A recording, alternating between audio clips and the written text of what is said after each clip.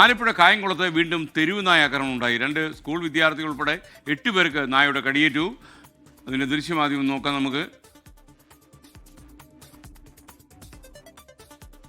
ആദ്യം 2 പേരെയാണ് ഈ പട്ടി കടിച്ചത്. അതിനുശേഷം ഇപ്പം നിലവിൽ 8 മണിക്കുള്ളിൽ കായംകുളം ഗവൺമെൻറ് ആശുപത്രിയിൽ 8 പേര് പട്ടികടി ഏറ്റിട്ട് വന്നിട്ടുണ്ട്. അതിൽ 3 പേരുടെ മാരകമായ കടിയാണ് ഏറ്റിട്ടുള്ളത്. അപ്പോൾ ഇവരെ ഇത്രയും നേരം നോക്കാൻ ഈ കാഷ്വാലിറ്റി ഒറ്റ ഡോക്ടറാണ്. പലരും ഇപ്പോഴും നോക്കിയിട്ടില്ല.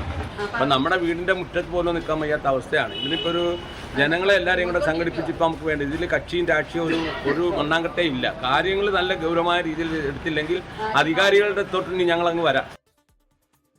അശ്വിൻ പാലാഴി വിവരങ്ങളുമായി ആലപ്പുഴയിൽ നിന്ന്. പറയൂ അശ്വിൻ.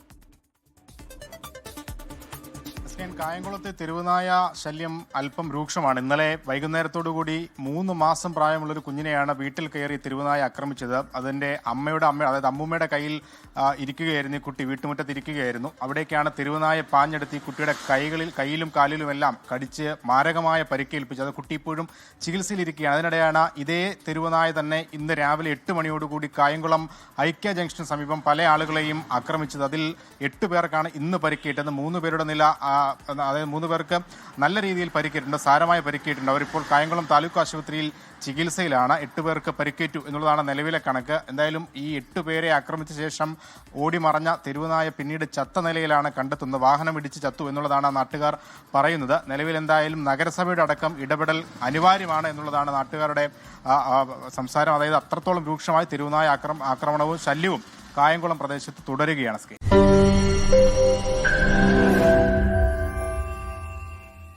ലോകത്തെവിടെയായാലും ഏത് സമയത്തും 24 വാർത്തകളും ഓഗ്മെന്റഡ് റിയാലിറ്റി പാക്കേജുകളും എക്സ്പ്ലെയിനറുകളും വിശദമായി കാണാൻ ഞങ്ങളുടെ യൂട്യൂബ് ചാനൽ നിങ്ങൾക്ക് സബ്സ്ക്രൈബ് ചെയ്യാം.